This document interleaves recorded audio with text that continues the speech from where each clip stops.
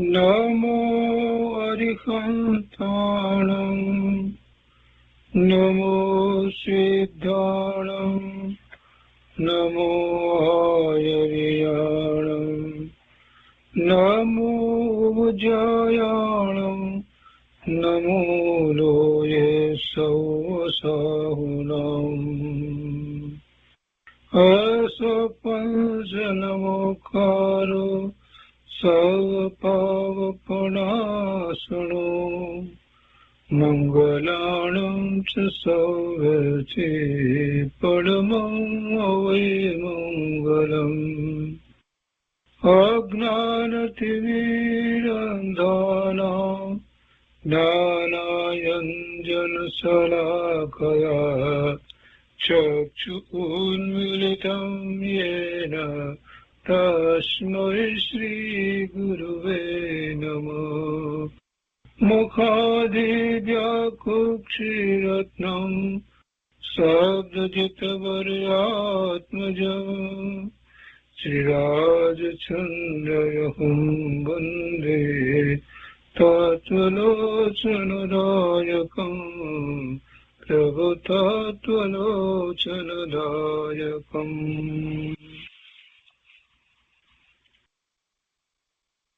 કૃપાળુદેવના વચનામૃતના સ્વાધ્યાયમાં આપણે વ્યાખ્યાન સાર 1 નો સ્વાધ્યાય કરી રહ્યા છીએ. એમાં બોલ 173 સુધી સ્વાધ્યાય કર્યો છે. હવે આજે આગળ 174માં બોલથી લઈએ છીએ. પારા નંબર 755, બોલ 174. પરમાણુમાં રહેલા ગુણ સ્વભાવ આદિ કાયમ રહે છે અને પર્યાય તે ફરે છે.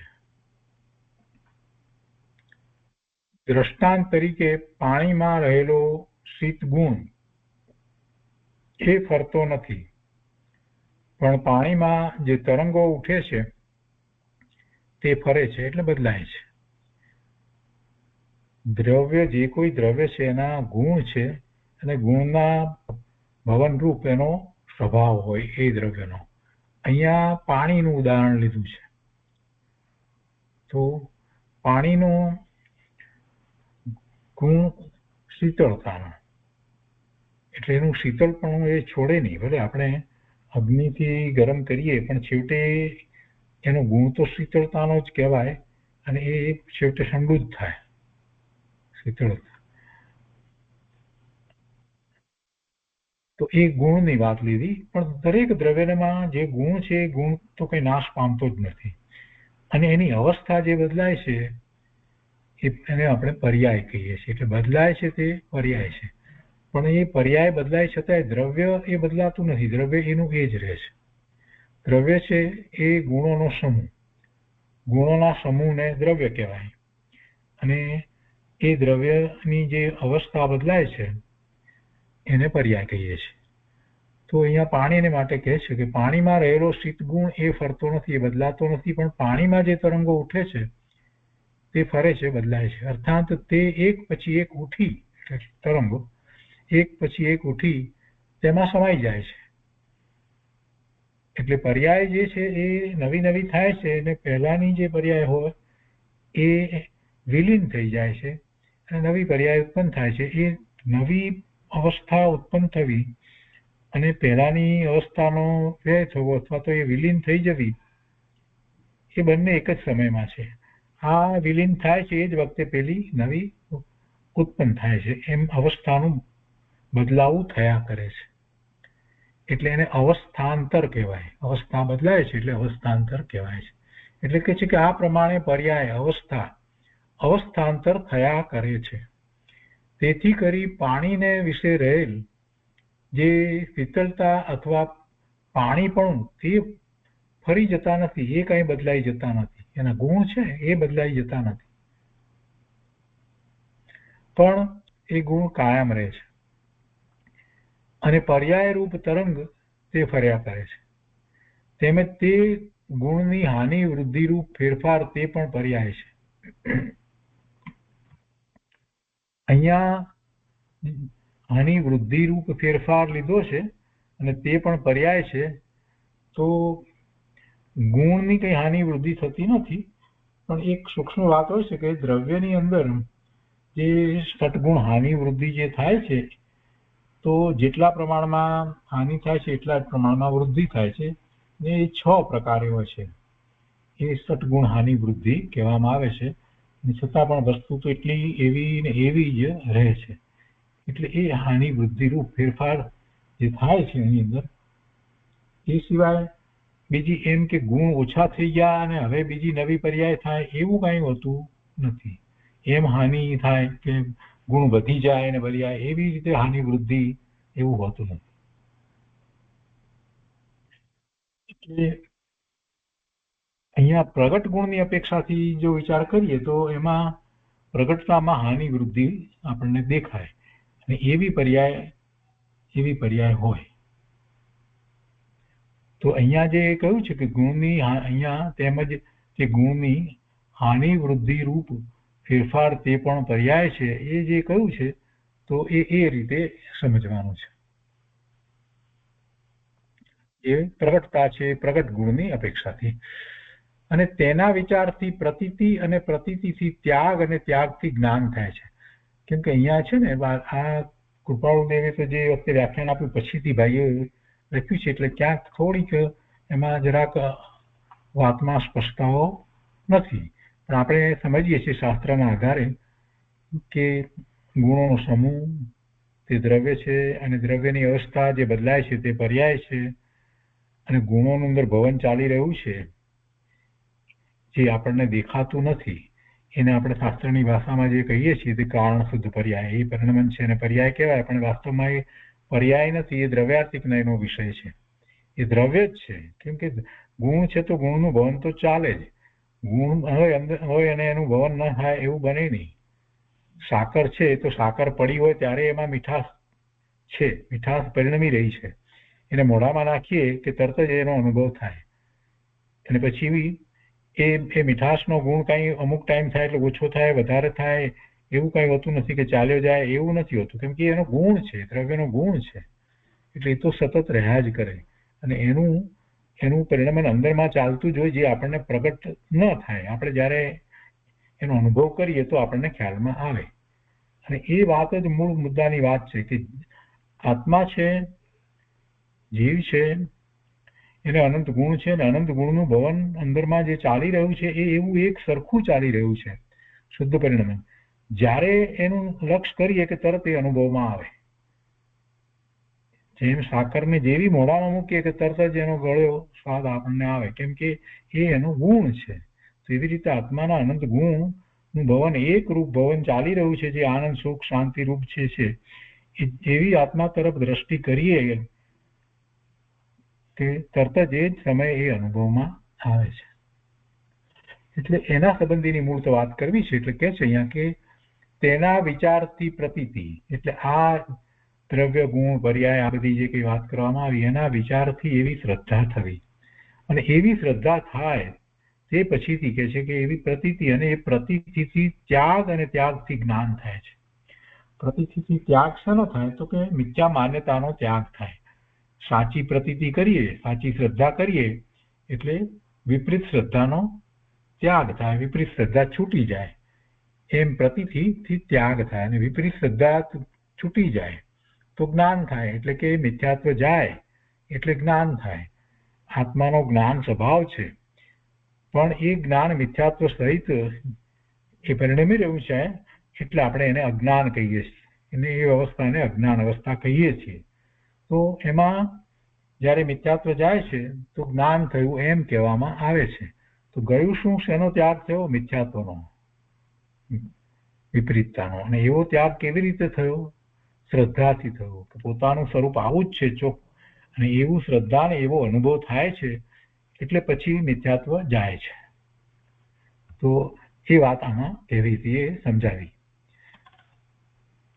આગળ 175મો બોલ છે, એમાં કહે છે કે તેજસ અને કાર્બન શરીર સ્થૂળ દેહ પ્રમાણ છે. કેટલી જાતના શરીરો? કાર્બન શરીર, તેજસ શરીર, ઔદારિક શરીર, વિક્રિય શરીર અને આહારક શરીર, 5 જાતના શરીર હોય. સંસાર પર્યાયમાં સામાન્ય રીતે 3 શરીર હોય. તિર્યંતને અને મનુષ્યને એને તેજસ શરીર, કાર્મણ શરીર અને ઔદારિક શરીર હોય. જ્યારે દેવ અને નારકીને તેજસ શરીર, કાર્મણ શરીર અને એને વિક્રિય શરીર હોય, એને ઔદારિક ન હોય. અને જે આહારક શરીર છે એ તો એ લબ્ધિરૂપ હોય.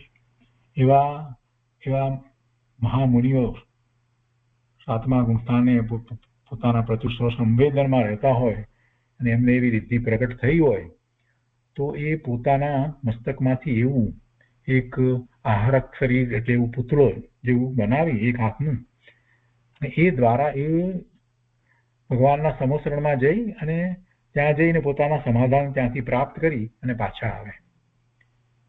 એવું એ આહારક શરીર હોય. તો એનો વધારે સમય એ ત્યાં રહે એવું ન હોય, પાછા આવે અંતર્મુહૂર્તમાં. એવું આહારક શરીર હોય. એ રિદ્ધિરૂપ છે. પણ 5 પ્રકારના શરીર અહીંયા એ શરીર સંબંધી થોડી વાત કરી છે અને સૂક્ષ્મતા ને એ બધું એનું બતાવવું છે. એટલે કહે છે કે તેજસ અને કાર્મણ શરીર સ્થૂળ દેહ પ્રમાણ છે. સ્થૂળ દેહ એટલે આ મનુષ્ય માટે તીનેજ માટે જે છે તે શું છે? જે સ્થૂળ છે, દેખાય છે, ખ્યાલમાં આવે છે એવો દેહ એ ઔદારિક શરીર છે. એમાં 5 ઇન્દ્રિયો છે, દ્રવ્ય મન છે. તો એ સ્થૂળ દેહ જે અને એનો આકાર જે છે તો એ પ્રમાણે તેજસ અને કાર્મણ શરીર છે એ પ્રમાણે એટલા જ હોય છે. તેજસ અને કાર્મણ શરીર સ્થૂળ દેહ પ્રમાણ છે. તેજસ શરીર ગરમી કરે છે તથા આહાર પચાવવાનું કામ કરે છે. શરીરના અમુક અંગ ઘસવાથી ગરમ જણાય છે તે તેજસના કારણથી જણાય છે. એટલું જ નહીં પણ સાથે આપણને કાંતિ દેખાય છે, શરીર ઉપર જે કાંતિ દેખાય છે તો એ તેજસ શરીરને કારણે હોય. અવસાન થાય એમાંથી જીવ ચાલ્યો જાય છે તો તેજસ શરીર પછી રહેતું નથી. ઔદારિક શરીર રહે છે, અહીંયા પડ્યું રહે છે. ઔદારિક શરીર અહીંયા પડ્યું રહે છે, પણ તેજસ અને કાર્મણ શરીર જીવની સાથે બીજી ગતિમાં એ જાય છે તો ત્યાં જાય છે. અવસાન થાય ત્યાર પછીથી નિર્વાણ પામે હરિયંત પરમાત્મા, કેવળી પરમાત્મા, તીર્થંકર ભગવાન નિર્વાણ પામે તો એ છેલ્લું શરીર હોય છે. તો હવે એમની સાથે કોઈ કાર્મણ શરીર કે તેજસ શરીર જતા નથી. ઔદારિક શરીર તો અહીંયા રહ્યું પણ એ શરીર બીજા કોઈ જતા નથી. પણ સામાન્ય સંસારી જીવને જે ગતિમાં જાય છે તો એ ગતિમાં જાય ત્યારે એની સાથે આ તેજસ શરીર અને કાર્મણ શરીર એટલે કર્મ એ એની સાથે જાય છે. અને તેજસ શરીરનું કાર્ય અહીંયા કૃપાળુદેવે જે કહ્યું એ ભાઈએ અહીંયા લખ્યું છે કે આહાર પચાવવાનું કામ કરે છે. શરીરના અમુક અંગ ઘસવાથી ગરમ જણાય છે તે તેજસ શરીરના કારણથી જણાય છે. અને એમાં કાંતિ હોય છે. આપણે મરી ગયેલો જે ડેડ બોડી જોઈએ, મૃતદેહ જોઈએ અને જે લિવિંગ જોઈએ એમાં આપણને જે ફેર લાગે છે તો પેલામાં કાંતિ છે અને મૃતદેહમાં કાંતિ હોતી નથી. એવી કાંતિ દેખાતી નથી. કાંતિનું કારણ પણ તેજસ શરીર છે. અને તેજસ શરીર વિશે થોડી વધારે વાત અહીંયા લીધી છે કે માથા ઉપર ધ્રુત આદિ મૂકી, ધ્રુત એટલે ઘી મૂકી તે શરીરની પરીક્ષા કરવાની રૂઢી છે. એટલે એમાં જે ગરમી રહી છે ને એ તો કે ગરમીનું કારણ તેજસ શરીર છે એમ કે. એટલે એ મૂકીએ એટલે ઓગળે એમ. તેનો અર્થ એ કે તે શરીર એટલે તેજસ શરીર એ સ્થૂળ શરીરમાં છે કે સી રીતે? એટલે સ્થૂળ શરીર આ જે ઔદારિક શરીર જે છે એમાં એ જે તેજસ શરીર છે કે નથી? તેજસ શરીર છે એટલે એનો અર્થ કે જીવે છે. કેમ કે જીવની સાથે તેજસ શરીર અને કાર્મણ શરીર ચાલ્યા જાય છે, એ રહેતા નથી અહીંયા. એટલે છે તો પછી કેમ કે આ ઘી મૂકી અને એની પરીક્ષા કરાય કે તેજસ શરીર છે, અને તેજસ શરીર છે એટલે હજી જીવ અહીંયા જ છે. તે શરીર સ્થૂળ શરીરમાં છે કે સી રીતે, તો એની એ પરીક્ષા. અર્થાત સ્થૂળ શરીરમાં જીવની માફક તે આખા શરીરમાં રહે છે. જેમ જીવ રહે છે એ જ રીતે તેજસ શરીર પણ સાથે હોય છે, એ જ આકાર એ જ રીતે હોય છે, અને કાર્મણ શરીર પણ એ જ રીતે એ જ આકારમાં હોય છે. તો 3 પ્રકારના શરીર થયા જીવની સાથે. અને જો એ મુનિ થયો હોય અને એટલો રિદ્ધિધારી થયો હોય, અત્યારે તો એવું ના બને, અત્યારે આ પંચમ કાળમાં એવા રિદ્ધિધારી જોવા ના મળે, 7મા ગુણસ્થાન સુધી તો હજી હોય. પણ પૂજ્યપાદ સ્વામી છે તે આહારક શરીર દ્વારા પંચમ કાળના શરૂઆતના ભાગમાં હતા ને ત્યારે એમ કહેવાય છે કે આહારક શરીર દ્વારા એ ભગવાનના સમોસરણમાં ગયા હતા, અને ત્યાંથી એ પણ ભગવાનની વાણી સાંભળી સમાધાનો પ્રાપ્ત કરી અને આવ્યા હતા. તો એ રીતે આ ચૌદારિક શરીર, એની સાથે તેજસ શરીર, કાર્મણ શરીર એ હોય, એટલે એમ 3 પ્રકારે શરીર હોય છે. અને તેજસ શરીર સંબંધી આ વાત કરી. હવે કાર્મણ શરીર સંબંધી વાત કરે છે 176માં બોલમાં, કે તેમજ કાર્મણ શરીર પણ છે જે તેજસ કરતા સૂક્ષ્મ છે. તેજસ શરીર એ સૂક્ષ્મ છે, કઈ દ્રષ્ટિગોચર થતું નથી, જોવામાં આવતું નથી. એવી રીતે કાર્મણ શરીર પણ છે તે તેજસ કરતા સૂક્ષ્મ છે. કાર્મણ શરીર એટલે જે કર્મના બંધ પડ્યો છે, દ્રવ્ય કર્મનો બંધ પડ્યો છે, એ અનંત એ કાર્મણ રજકણો છે, પરમાણુ છે, એ શરીરની સાથે રહ્યા છે, શરીર ઉપર રહ્યા છે. શરીરથી ભિન્ન, શરીરમાં એકરૂપ થતા નથી ને, એટલે એ જે છે એને કાર્મણ શરીર કહેવાય છે. તો તે પણ તેજસની માફક રહે છે.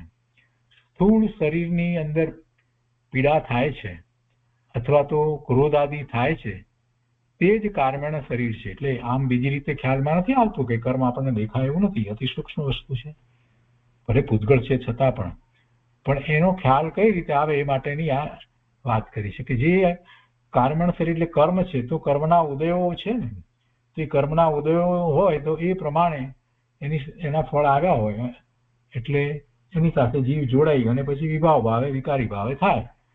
તો પીડા થાય છે, તો એ અસાતા વેદનીય કર્મના ઉદય એવા હોય તો એ પીડા થાય છે, અથવા ક્રોધ આદિ થાય છે, તો બધું એ કર્મની પ્રકૃતિ એના ઉદય રૂપે થાય છે. હવે એની જેવી ભૂમિકા છે એ પ્રમાણે એને વેદે. પીડા તો થાય, પણ હવે એની દશા 7મા 6ઠા ગુણસ્થાનની હોય, 7મા ગુણસ્થાને પોતાના સ્વરૂપમાં વિશેષ એકાગ્રતા કરીને રહ્યા હોય, તો એ કર્મના ઉદયને કારણે એવા અસાતા વેદની ઉદયને કારણે રોગ આદિ હોય ને એની પીડા થતી હોય, પણ છતાંય એ મહાપુરુષનું લક્ષ્ય એ તરફ જાય પણ નહીં.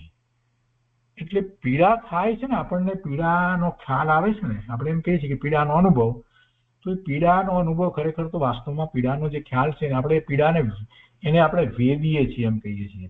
તો એ વેદવું કેટલા પ્રમાણમાં હોય? જેટલું શરીર સાથે મમત્વ એકત્વ છે એટલા પ્રમાણમાં હોય. શરીર સાથે જેમને મમત્વ એકત્વ છૂટી ગયું છે એવા મહાપુરુષોને એ પીડા તરફ લક્ષ પણ જતું નથી, એ પીડાને વેદતા નથી. થાય છે, ખબર પડે છે, એમ નથી કે નથી ખબર પડતી, એવું નથી થતું કે એનેસ્થેટાઇઝ થઈ ગયા છે એવી વાત નથી.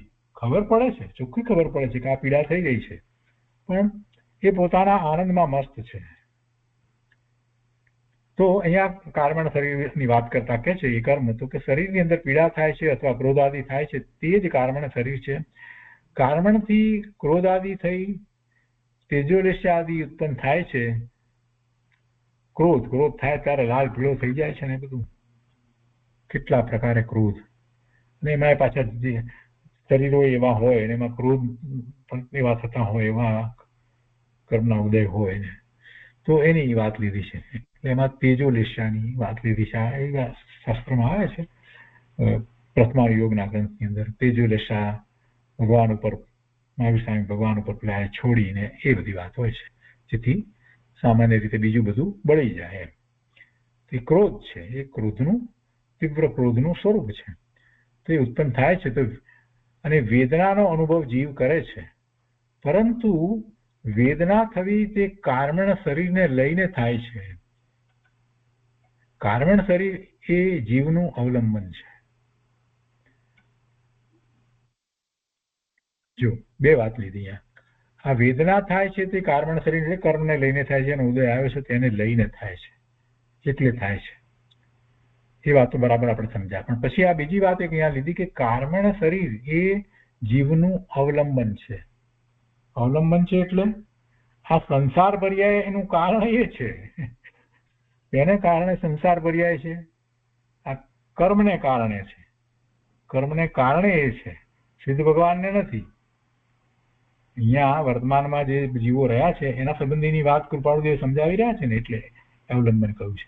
એટલે સંસારીને છે, સિદ્ધને નથી. તો 176મો બોલ થયો. 177મો બોલ એમાં કહે છે કે ઉપર જણાવેલ 4 અનુયોગમાં, પહેલા એ વાત આવી ગઈ, આપણે એ 4 અનુયોગની વાત પહેલા કરી. 173મો બોલ ની અંદર દ્રવ્યાનુયોગ, ચરણાનુયોગ, ગણિતાનુયોગ અને ધર્મકથાનુયોગની જે વાત કરી ને, તો એનું અહીંયા હવે અનુસંધાન એમણે લીધું છે. ભાઈ એ ખરેખર ત્યાં આવવો જોઈએ આ બોલ.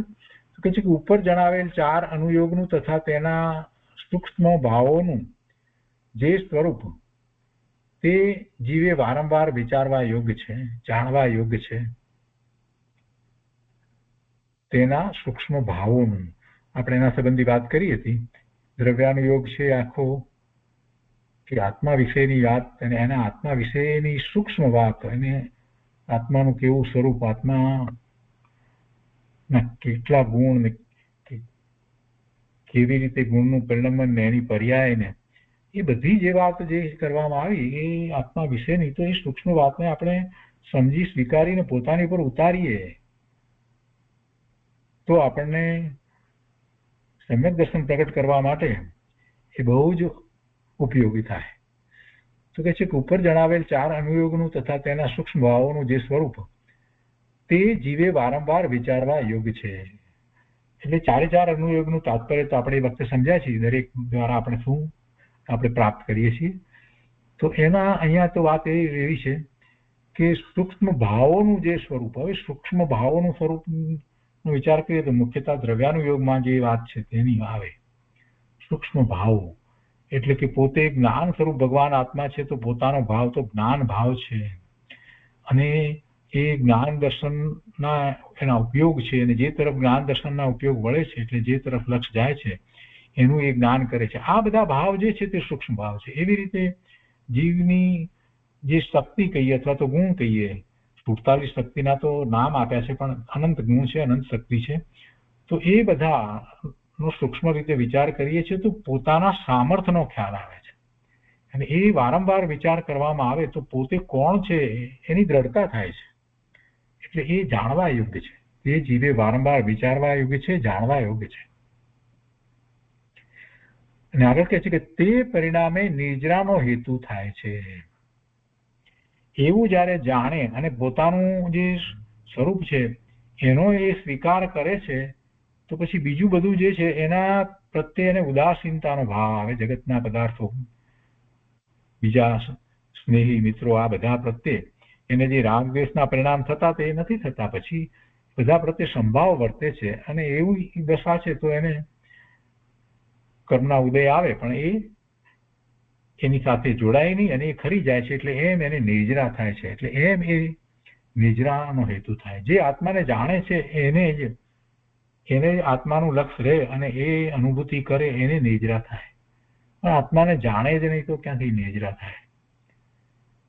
તો તે પરિણામે નિર્જરાનો હેતુ થાય છે.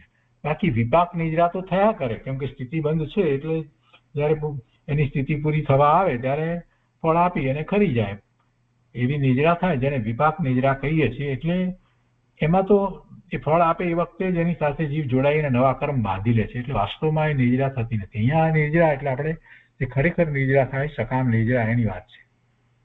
તો એ જાણવા યોગ્ય પોતાનું સ્વરૂપ છે એનું લક્ષ્ય કરતા થાય છે, અથવા નિજરાનો હેતુ થાય છે, અથવા તો કહે છે કે નિજરા થાય છે. નિજરાનું કારણ થાય છે અથવા નિજરા થાય છે. તેનાથી આત્માને જાણતા અને આત્મામાં જ્યારે અંદર એકાગ્ર થઈ જાય છે તો નિદ્રા થાય છે. ચિત્તની સ્થિરતા કરવા માટે સઘળું કહેવામાં આવ્યું છે.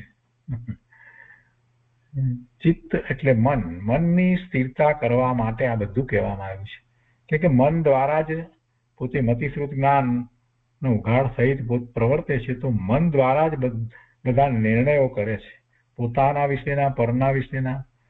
મન દ્વારા જ પોતે હિત અહિત ને નક્કી કરે છે કે આ હિતકારી છે, આ હિતકારી છે.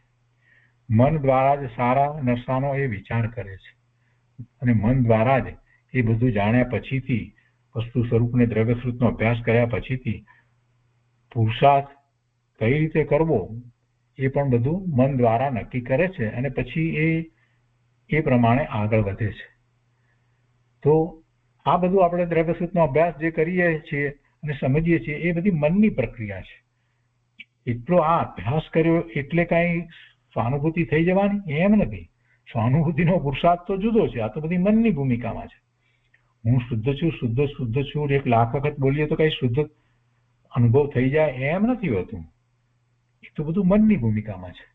પણ એ મન એટલું ચંચળ છે કે એનો ઉપયોગ વારંવાર બદલાયા કરે છે, એટલે એનું લક્ષ્ય વારંવાર બદલાય છે. એક સમયમાં અહીંયા છે ને બીજા સમયે એ ક્યાંક ન્યુયોર્ક જાય ને ત્રીજા સમયે બોમ્બે જાય. મન છે ને એટલે મનના ઘોડા દોડે છે. એને એટલા બધા વિકલ્પ આવે છે. ધ્યાનમાં બેઠો છે અને ધ્યાનના ધર્મના વિકલ્પમાંથી ભગવાનના સમોસરણનો વિકલ્પ કરે ને સમોસરણમાંથી એને એમ વિકલ્પ આવી જાય કે ભગવાન જે આસન ઉપર બિરાજમાન છે તો એના આસન પરથી આગળ વધી જાય તો સિંહાસન રાજાને હોય, રાજાની વાતમાં આગળ ક્યાંય વધી જાય. આ મન આવી રીતે આપણને લઈ જાય. પ્રભુ તો અંતરિક્ષ બેઠા છે, તો કઈ સિંહાસન ઉપર બેઠા એમ કહેવાય નહીં. પણ એટલે આ મન કેવું છે, અંદરમાં સ્મૃતિમાં જે પડ્યું છે ને તો એ તરફ વળી જાય છે. મન ધ્યાનમાં બેઠો છે તો ભૂલી જાય છે કે ભાઈ હું તો હરિયંત પરમાત્માને નમસ્કાર કરી, તીર્થંકર ભગવાનને નમસ્કાર કરી એમને જોઈ રહ્યો છું અને એમની ઓમકાર ધ્વનિને ગ્રહણ કરી રહ્યો છું. એમાંથી ગ્રહણ કરી રહ્યો છે એમ કરતા કંઈક બીજા વિકલ્પમાં ચાલ્યો જાય. આવું બને છે ને. એટલે એ મન છે ને એને સ્થિર કરવાની જરૂર છે, એકાગ્રતા થવી જોઈએ. એટલે મનના ઘોડા જ્યાં સુધી દોડે તો એમાં તો વિષયો બધા આત્મા સિવાયના હોય. આત્માનો વિષય બનાવે તો એ તરફ રહે અને પછી એના વિકલ્પમાંથી આગળ વધી અને એમાં એકાગ્રતા કરી લે, ઉપયોગ એ તરફ વળી જાય તો સ્વરૂપનો અનુભવ થાય. એટલે એને પહેલા તો એ તરફ ઉપયોગને લઈ જવાનો છે. તો ચિત્તની સ્થિરતા, મનની સ્થિરતા કરવા માટે આ બધું કહેવામાં આવ્યું છે. કારણ કે એ સૂક્ષ્મમાં સૂક્ષ્મ સ્વરૂપ જીવે જો કાંઈ જાણ્યું હોય તો તેને માટે વારંવાર વિચાર કરવાનું બને છે. જાણ્યું જ નથી જેને આત્માનું સ્વરૂપ એવું છે એ પછી એના સંબંધી ક્યાં વિચાર કરે છે. આત્મા સંબંધીની આટલી સૂક્ષ્મતાથી આપણે અભ્યાસ કરીએ છીએ તો એ દ્વારા શું થાય છે કે આત્માની વાત આવે એટલે આપણે એ સંબંધી એની વિચારણા કરી શકીએ છીએ. પણ જે આત્માને નથી જાણતો એ આત્મા બોલીને આગળ કંઈ વધતો જ નથી. એટલે જે ચિંતવનની વાત કરીએ છીએ આપણે તો ચિંતવન કોને થાય? જેને અભ્યાસ કર્યો હોય એ ચિંતવન કરે કે આત્મા કેવો, પોતાનો આત્મા કેવો, પોતાને કેમ પ્રાપ્ત થાય વગેરે જે ચિંતવન કરે છે ને ચિંતનમાંથી એકાગ્રતા સ્વરૂપમાં થઈ જાય. તો એ વાત અહીંયા કૃપાળુદેવે કરી છે કે એ સૂક્ષ્મ સ્વરૂપ જીવે જો જાણ્યું હોય, સૂક્ષ્મમાં સૂક્ષ્મ સ્વરૂપ જીવે જો કાંઈ જાણ્યું હોય તો તેને વાસ્તે વારંવાર વિચાર કરવાનું બને છે. અને તેવા વિચારથી જીવની બાહ્ય વૃત્તિ નહીં થતા અંદરની અંદર વિચારતા સુધી સમાયેલી રહે છે. એટલે પછી વૃત્તિ બહાર જતી નથી. આ ચારેય અનુયોગના જે વાત કરવામાં આવે એમાં દ્રવ્યાનુયોગની મુખ્યતાથી અહીંયા આ વાત કૃપાળુદેવે કરી. એ પછી 178મો બોલ છે, અંતર વિચારનું સાધન ન હોય તો જીવની બાહ્ય વસ્તુ ઉપર વૃત્તિ જઈ અનેક જાતના ઘાટ ઘડાય છે. અંતર વિચારનું સાધન એટલે શું? એટલે એને એવો દ્રવ્ય સ્વરૂપનો અભ્યાસ એ કર્યો હોય તો એ તરફ એનું લક્ષ જાય, અંતર વિચાર થાય, અંતરમાં વિચારણા ચાલે. એને એવું કાંઈ કર્યું ન હોય તો શું કરશે?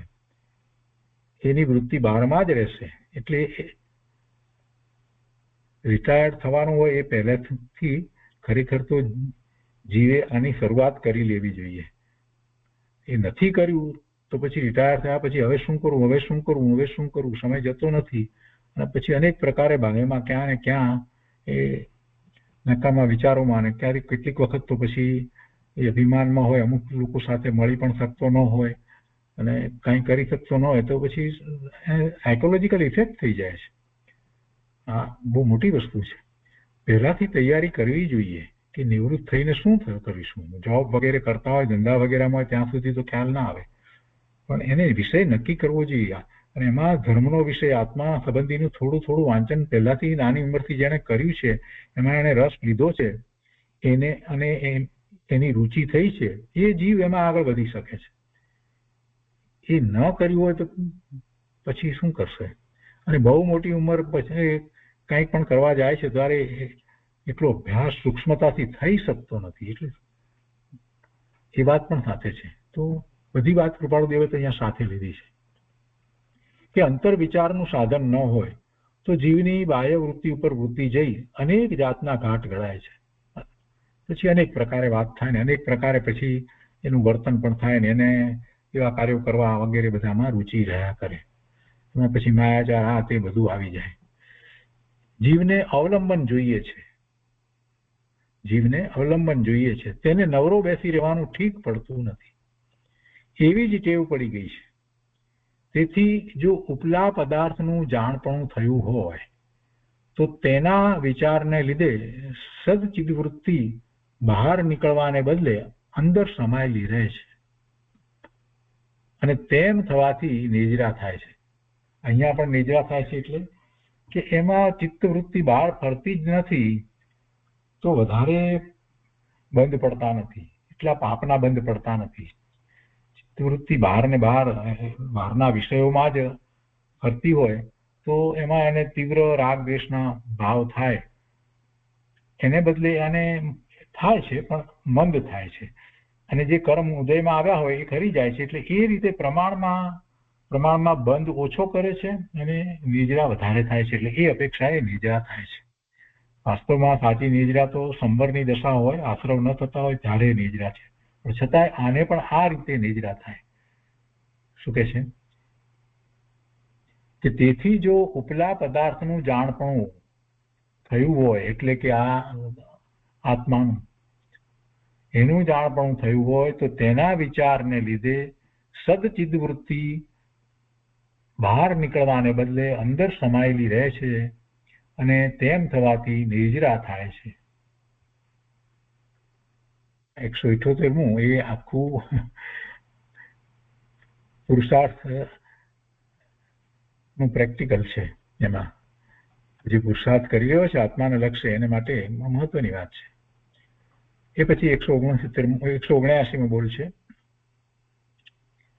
પૂતગળ પરમાણુ અને તેના પર્યાય આદિનું સૂક્ષ્મપણું છે તે જેટલું વાણી ગોચર થઈ શકે એટલે કહી શકાય શબ્દોમાં તેટલું કહેવામાં આવ્યું છે. પંચાસ્તિકાયની અંદર, પ્રવચન સારની અંદર બધી એ વાત સૂક્ષ્મતાથી કહેવામાં આવી છે. જેટલું કહી શકાય એટલું કહેવામાં આવ્યું છે.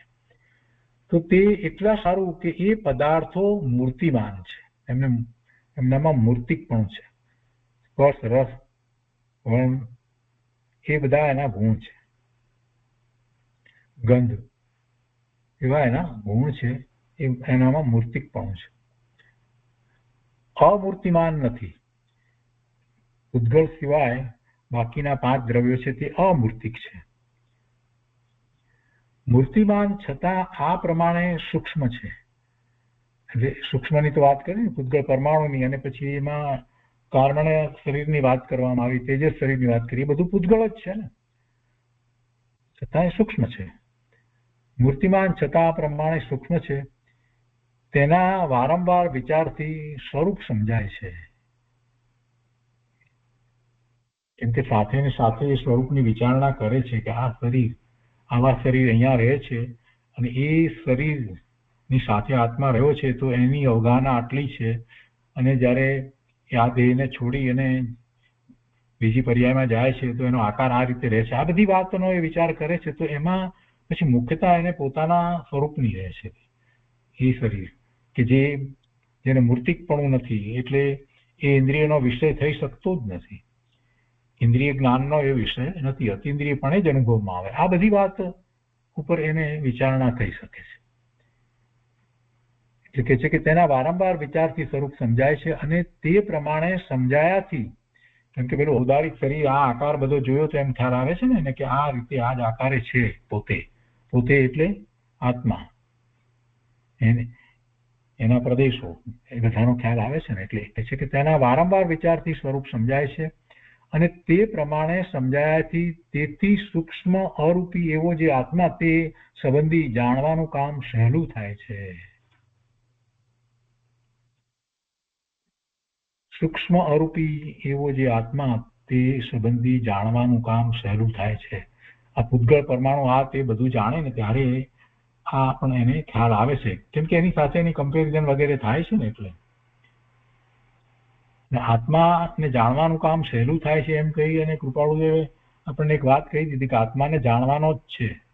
આત્માને જાણવાનું કામ અઘરું નથી, સહેલું છે એવું કહ્યું. એનો અર્થ શું કે આત્માને જાણવાનો છે ત્યારે એ સહેલું છે કે અઘરું છે એની વાત કરવામાં આવે ને. આત્માને જાણવાનો છે એ વાત તો નક્કી જ છે. હવે એ જાણવાનું સહેલું છે કે અઘરું, તો અહીંયા એમ બતાવ્યું કે આ બધું જો બરાબર અભ્યાસ કરવામાં આવે તો એ દ્રવ્યશ્રુત દ્વારા ભગવાનની વાણીમાં જેમ પરમ સત્ય પ્રકાશ્યું છે, ગંધર્વ ભગવાને 12 અંગના 14 પૂર્વની રચના કરી છે, એનામાંથી આચાર્ય ભગવાનોએ શાસ્ત્રની રચના કરી છે.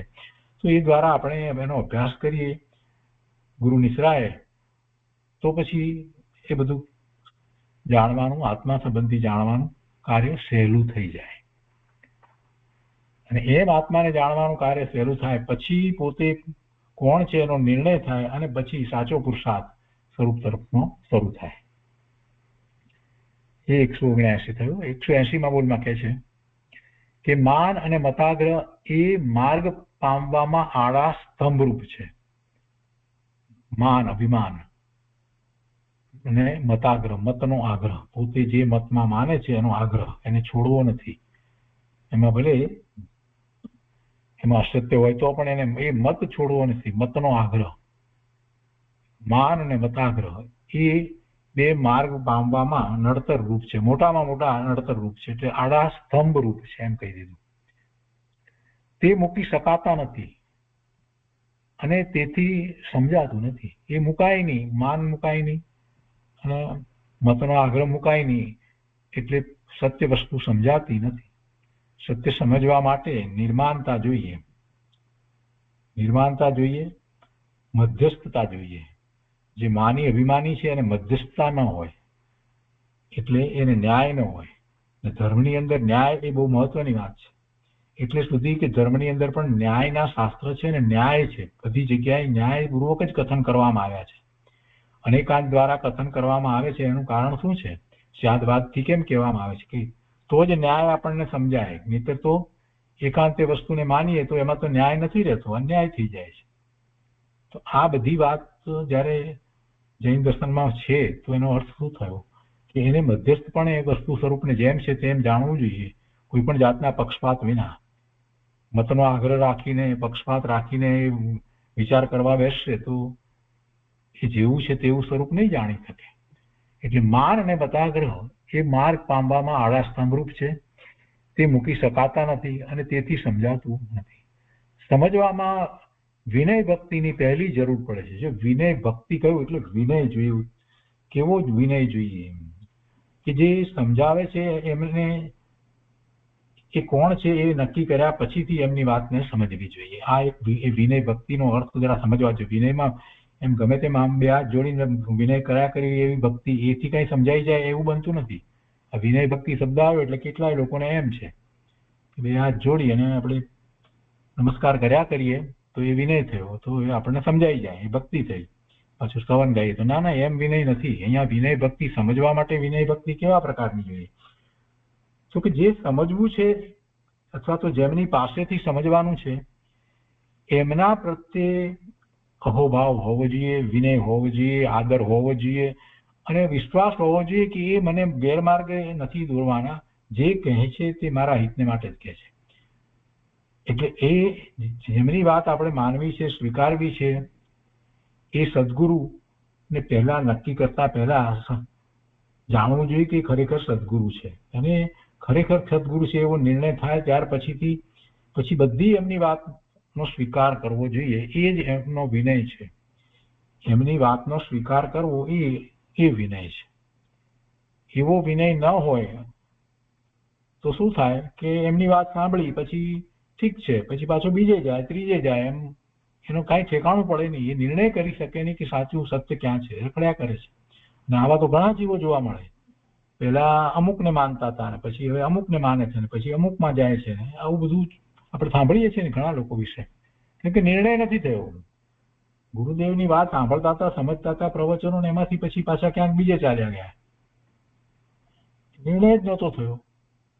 એટલે ગુરુ પ્રત્યે જે એવી ભક્તિ એટલે એવો વિનય હોવો જોઈએ કે ના, એમની વાતમાં કોઈ શંકા કરવા જેવું ન હોય. કદાચ કોઈક વસ્તુ મને નથી સમજાતી તો એમાં આશંકા થાય, એ મારો દોષ છે, મારી સમજ ઓછી છે એટલે, પણ એમણે જે કહ્યું હોય એમાં કાંઈ દોષ હોય નહીં. એવો એક પ્રકારે વિનય એમના પ્રત્યે હોવો જોઈએ. પણ પહેલા તો નિર્ણય એ કરવો જોઈએ કે સદગુરુ છે, શાસ્ત્રના વચનો જ બરાબર જેમ છે તેમ કહે છે, એવો પણ પાછો નિર્ણય કરવો જોઈએ. એ સમ્યક દ્રષ્ટિ છે. આ બધો નિર્ણય કરી અને પછી એમના પ્રત્યેનો આ રીતનો, પણ એમની ભક્તિ એટલે પછી એમની પૂજા કર્યા કરીએ ને નમસ્કાર કર્યા કરીએ એમ નહીં. એમની વાતને ગ્રહણ કરવાની છે. એ માર્ગ જે બતાવે એને ગ્રહણ કરવો, એ વિનય ભક્તિ છે. એટલે એવી વિનય ભક્તિની પહેલી જરૂર પડે છે. તે ભક્તિ માન મતાગ્રહના કારણથી આદરી શકાતી નથી. માન અભિમાન હોય, મતનો આગ્રહ હોય તો પછી એ વિનય ભક્તિ ક્યાંથી એને થાય? તે ભક્તિ માન મતાગ્રહના કારણથી આદરી શકાતી નથી. પોતે અભિમાનમાં જઈ અને ક્યાંક બેસી અને પછી કોઈની વાત સાંભળવા ગયો હોય તો ત્યાંથી શું લઈને આવવાનો છે? ત્યાંથી કાંઈ લઈને આવવાનું નથી, કાંઈ પામતો નથી. ગુરુદેવના પ્રવચનમાં એવા લોકો આવતા હતા, એવા અમુક પંડિત વગેરે, એવા કેટલાક શાસ્ત્રી વગેરે, પોતે કંઈક જાણે છે એવા આમ કે માન અભિમાન સહિત બેસે, પછી ગુરુદેવ જે અપેક્ષાથી કહેવા માંગે છે એ અપેક્ષાથી વાતને ગ્રહણ કરે જ નહીં, ક્યાંથી પામે? બીજા એવા પંડિત આવતા હતા કે પોતાને ઘણું જ્ઞાન બીજી રીતે બધું હોય છતાંય નિર્માનતાપૂર્વક કે આ બધું અમે જે સમજીએ છીએ એ બધો અર્થ છે, કદાચ થોડો ભાવાર્થ છે, પણ એથી કે આત્મામાં જવાય એવી વાત પ્રાપ્ત નથી થતી. અને એ વાત તો પૂજ્ય ગુરુદેવ કાંજી સામે જ બતાવે છે. એવી એમને અંદરમાં ભાવના હોય એવા પંડિતો આવતા હતા, એ પણ બેસતા હતા. એમને એમના પ્રત્યે એવો વિશ્વાસ, એવો આદર, એવી ભક્તિ, એમ એ વિનય ભક્તિ હોય. એ પછી 181મો બોલ છે. વાંચવું, પૂછવું, વારંવાર ફેરવવું, ચિત્તને નિશ્ચયમાં આણવું, ધર્મકથા. 5 વાત કરી છે. પહેલું વાંચવું, પછી બીજું પૂછવું, સમજણ બધી વાંચતાથી પડી ન જાય, કાંઈક પ્રશ્ન થાય તો પૂછવું. અને પૂછવું એ એટલા માટે પૂછવું, વિરોધ કરવા માટે, ખોટું પાડવા માટે કે એમ નહીં, પણ પોતે સમજવા માટે પૂછવું. એવો પૂછવાની વાત છે. સભાની અંદર ઘણા લોકો પ્રશ્ન પૂછતા હોય છે ને, એમાં બધાના ઇન્ટેન્શન સારા હોય એવું નથી હોતું. કેટલાકના ઇન્ટેન્શન જાણીને ખરાબ જ હોય કે એને સામી વ્યક્તિને ઉતારી પાડવા માટે. એ નહીં, એ કાંઈ પ્રાપ્ત કરી શકતો નથી. વાંચવું અને વાંચ્યા પછી તેમાં જે નથી સમજાતું ને પોતે સ્વરૂપના લક્ષ્ય જે આ વાંચન કરે છે તો એમાં જે નથી સમજાતું એને માટે પ્રશ્ન થાય તો એવા જે પોતાથી વધારે વિશેષ જ્ઞાની છે એને પૂછી શકાય, એને પૂછવું જોઈએ. સ્પષ્ટતા કરવાથી જે વાંચ્યું છે એ બરાબર આત્મસાત થઈ શકે. પછી વારંવાર ફેરવવું એટલે ફરી ફરીને એની વિચારણા કરવી, ફરી ફરીને વાંચવું, વિચારવું. અને પછી ચોથું કહે છે કે ચિત્તને નિશ્ચયમાં આણવું, પછી નિર્ણય કરવો કે આમ જ છે વસ્તુ સ્વરૂપ. વારંવાર વિચાર કર્યો અને ત્યાર પછીથી નિર્ણય થાય. આપણે જે કહીએ ધારણા જ્ઞાન સુધી પહોંચીએ છીએ તો પછી નિર્ણય થાય કે વસ્તુ સ્વરૂપ આમ છે. એટલે ચિત્તને નિશ્ચયમાં આણવું, નક્કી આમ જ છે. અને ત્યાર પછી 5મું ધર્મકથા. પછી ધર્મકથા એટલે આ જે અભ્યાસ કરવાની રીત બતાવી છે. તો એ વેદાંતમાં પણ શ્રવણ મનન નિધિ ધ્યાસન એમ ભેદ બતાવ્યા છે. તો અહીંયા જૈન દર્શનની અંદર આ પાંચમું જે મૂક્યું છે ને, પાંચમું એ ધર્મકથા. ધર્મકથાનો અર્થ એ થાય છે કે ધર્મ તો પોતાનું સ્વરૂપની પ્રાપ્તિ એ જ ધર્મ, બીજો કોઈ ધર્મ નથી. તો એવા સ્વરૂપની પ્રાપ્તિની જ વાત, એનું નામ ધર્મકથા. પાંચમું મૂક્યું ને, તેનો અર્થ શું થાય? ધર્મકથા એટલે ધર્મ એટલે પોતાના સ્વરૂપની પ્રાપ્તિ, એ જ એકમાત્ર ધર્મ છે. પોતાનું કાર્ય છે, કર્તવ્ય છે, પ્રયોજન છે, એટલે એ ધર્મ. ને એની જ કથા એટલે એની જ વાત, પછી બીજી કોઈ વાત હોય નહીં. વાંચવું, પૂછવું, તો વાંચવાનું પછી શું હોય? જો ધર્મકથા કરવી હોય તો એવા જ શાસ્ત્રના જ વાંચન વગેરે હોય. પૂછવું, વારંવાર એની વિચારણા કરવી અને ચિત્તને નિશ્ચયમાં આણવું, અને પછી એ જ વાત ધર્મકથા. એ 181મું બોલ છે. ને વેદાંતના વિશે પણ એ રીતે વાત કરી છે કે ત્યાં એ લોકોને ત્યાં પણ શ્રવણ મનન નિધિ ધ્યાસ અને એમ ભેદ બતાવે છે. એટલે એનો અભ્યાસ પોતાના સ્વરૂપની છે. પછી 182મું બોલ છે. ઉત્તરાધ્યાયન સૂત્ર, એમાં ધર્મના મુખ્ય 4 અંગ કયા છે? મનુષ્યપણું, સત્પુરુષના વચનનું શ્રવણ, તેની પ્રતીતિ, અને ચોથું ધર્મમાં પ્રવર્તવું. આ 4 વસ્તુ દુર્લભ છે. 4 વસ્તુ દુર્લભ છે ઉત્તરાધ્યાયનમાં. આ 4 મનુષ્યપણું છે, સંઘની પચેન્દ્રી થયો છે ને, એમાં મનુષ્યપણું છે તો પૂરેપૂરી દશા સુધી પહોંચી શકે છે. કેમ કે ચારિત્રનો પુરુષાર્થ તો મનુષ્યપણામાં જ થાય. તિર્યજમાં સમ્યક દર્શન થાય, પણ કઈ ચારિત્રનો પુરુષાર્થ એવો આગળ નથી થતો. બહુ તો 5મા ગુણસ્થાન સુધીની વાત ગુરુદેવે કરી છે, એવા મચ વગેરે હોય છે એના માટે. અને પણ મનુષ્યમાં જ હોય, મુખ્યતા તો એમાં જ હોય, બીજે ક્યાંય હોય નહીં. દેવમાં 4થા ગુણસ્થાનથી આગળ જવાતું નથી. ત્યાં બીજી રીતે કોઈ ચારિત્ર વગેરે એવું હોતું નથી. વ્રત પાતે કઈ અંગીકાર કરે એવું હોતું નથી. અહીંયા 7મા ગુણસ્થાનની દશામાં જે હોય એ પછી અહીંથી દેહ છોડી અને દેવ થાય, વૈમાનિક દેવ થાય, તો એનું ગુણસ્થાન 4થું. પછી 7મું ના આવે. ત્યાં મુનિ દશા ક્યાંથી અંગીકાર કરે? એટલે એ તો આવતું જ નથી. 5મું નથી આવતું. એટલે તો એમ કહેવાય છે કે અહીંયા જે મનુષ્યમાં જે 5મા ગુણસ્થાને જે છે એવો શ્રાવક, એ પેલા દેવ સમ્યક દ્રષ્ટિ દેવ કરતા એ આગળ છે એમ. કેમ કે પેલા આગળ એટલે એનું ગુણસ્થાન અપેક્ષા એ આગળ છે. 5મું છે, પેલા ને 4થું જ છે. પણ એ જે દેવ 7મા ગુણસ્થાને હોય અને એ જે દેવ થયા છે, એ પછી દેવનો ભાવ પૂરો થયા પછી પાછા મનુષ્ય, નિયમથી મનુષ્ય થાય, અને પછી પાછો પુરુષાર્થ વધારે, એટલે પાછા એ મુનિ દશા તો અંગીકાર કરે ને 7મું તો એમને આવે જ. તો એ બધું મનુષ્ય કળામાં થાય, મનુષ્ય ગતિમાં થાય. એટલે એ એક મુખ્ય વસ્તુ નહીં. કેવળ જ્ઞાન મનુષ્યને થાય, દેવને ન થાય.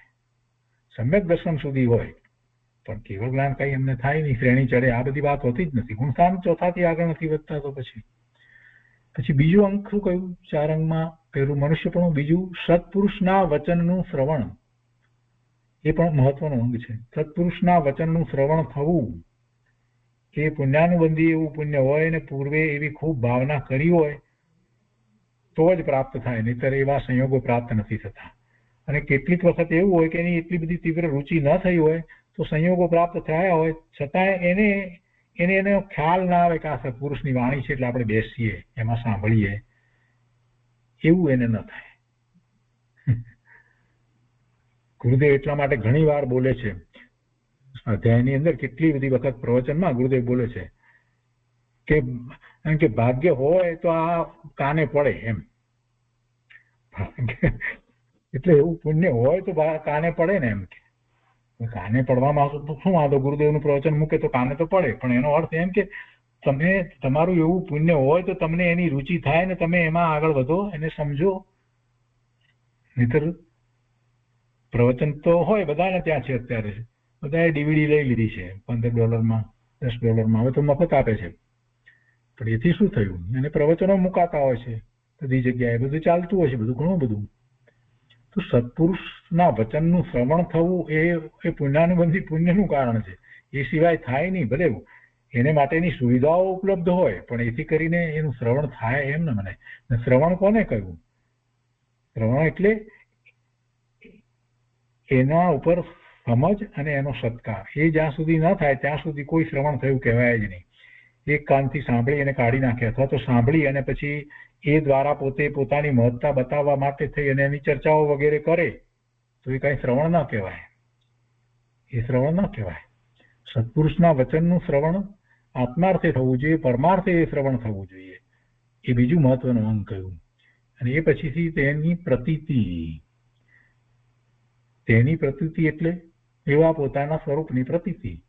એ જે સત્પુરુષના વચનમાં જે વાત આવી હોય એ શેની વાત આવી હોય? સત્પુરુષ શેની વાત કરે?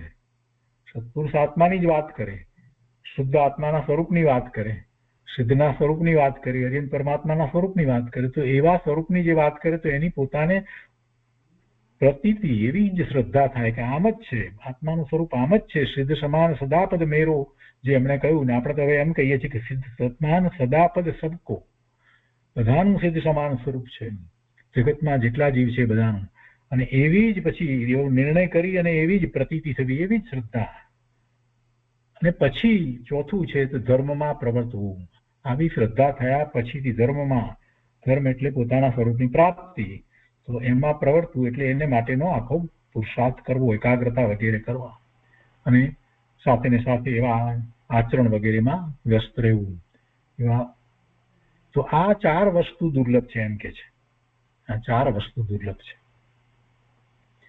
ધર્મ એટલે શુભભાવ એમ નહીં, શુભભાવમાં પ્રવર્તવું એ કઈ ધર્મમાં પ્રવર્તવું નથી કહેવાતું.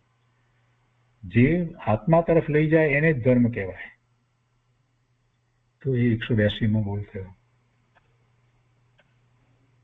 તો આજનો સ્વાધ્યાય આપણે અહીંયા સુધી રાખીએ છીએ.